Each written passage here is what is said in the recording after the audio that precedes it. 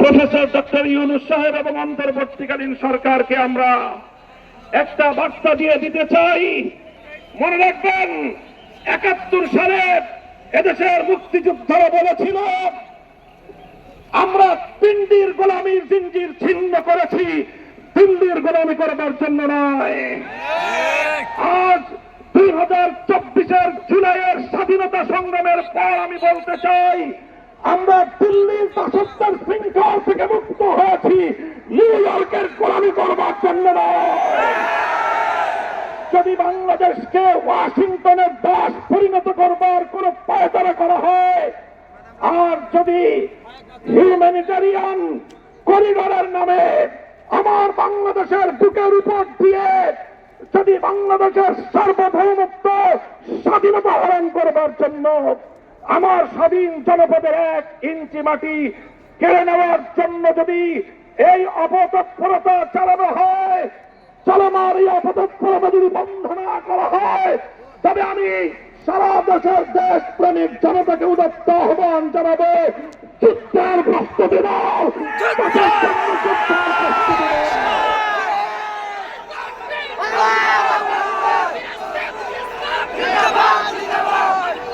আমরা আমার দেশের প্রতি ইঞ্চি মাটি আমার জায়নামাজের মাটি। আবার বলছি, আমার স্বাধীন বাংলার প্রতি ইঞ্চি মাটি আমার পবিত্র জায়নামাজের মাটি।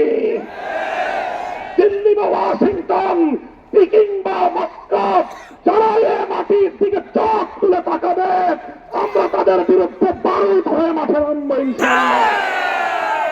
সংগ্রামী সাথী ও বন্ধুগণ, ফ্যাসিবাদী আওয়ামী লীগকে সন্ত্রাসী সংগঠন হিসেবে ঘোষণা করবার যে দাবি জানানো হয়েছে, মনে করবেন না এটা আমাদের দুর্বল কোন দাবি।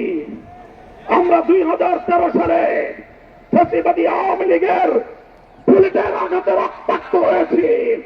2021 সালে আমাদেরকে হত্যা করেছে, বছরের পর বছর বিনা বিচারে আমাদেরকে কারারুদ্ধ করে রেখেছে। সেই সন্ত্রাসী সংগঠন আওয়ামী লীগকে আবার বাংলাদেশের রাজনীতিতে যদি পুনর্বাসন করবার কোন দুঃস্বপ্ন কেউ দেখেন, তাহলে আমরা পরিষ্কার ভাষায় বলে দেই, তার সঙ্গে আমরা আওয়ামী লীগের চেয়ে ভিন্ন কোন আচরণ করব না। শেখ হাসিনা গিয়েছে যেই পথে, আওয়ামী লীগের দালালরাও যাবে সেই পথে। কোন রাজনৈতিক দল অথবা সরকারের মধ্যে ঘাপটি মেরে বসে থাকা ফ্যাসিবাদের কোন দশক যদি বাংলার রাজনীতিতে এই ফ্যাসিবাদী শক্তিকে পুনর্বাসিত করবার পায়তারা চালায়, তাদের সঙ্গে আমরা লড়াই করব ইনশাআল্লাহ। বন্ধুগণ, সর্বশেষ আমাদের কথা হলো এই, শাপলার শহীদ যারা শাহাদাত বরণ করেছেন, ইনশাআল্লাহ হেফাজতে ইসলাম বাংলাদেশ প্রতিটি শহীদ পরিবারের পাশে দাঁড়িয়েছেন। শাপলার সকল শহীদদের পরিচয়গুলো যতটুকু সম্ভব ফ্যাসিবাদী আমলে অধিকাংশ বীর শহীদদের লাশ গুম করা হয়েছে, লাওয়ারিস হিসেবে তাদেরকে দাফন করা হয়েছে।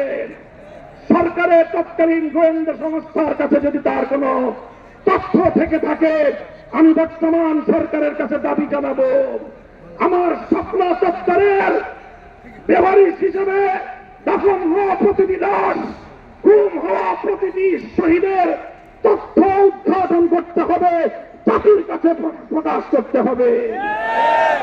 এর বাইরে গোটা বাংলাদেশে যতজন বীর শহীদান রয়েছেন, প্রত্যেক শহীদের পরিবারের সঙ্গে যোগাযোগ করে আমাদের সর্বশেষ ভেরিফিকেশন এবং যাচাইয়ের কাজ চলছে।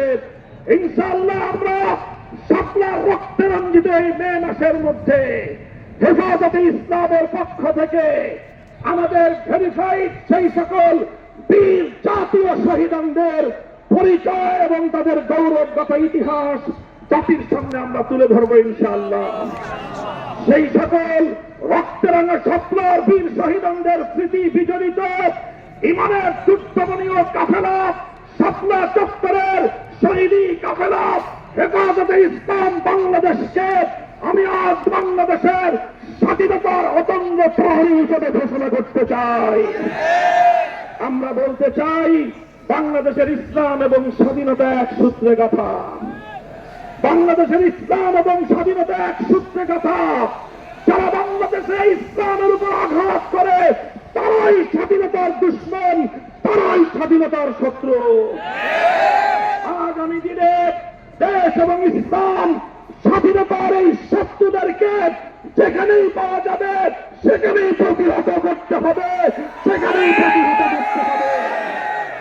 যদি এজন্য আমাদেরকে আরো জীবন দিতে হয়, যদি এজন্য আমাদেরকে আরো রক্ত দিতে হয়, আরো তেজ আর কোরবানি স্বীকার করতে হয়, যদি আরো বড় করে নজরানা পেশ করতে হয়, শাহাদাতের রক্ত দেওয়ার জন্য জীবন বিপন্ন করে দেশ এবং ইসলামকে রক্ষা করার জন্য আল্লামা বাবু নগরীর হাতে শপথ গ্রহণ করতে কারা কারা প্রস্তুত আছে?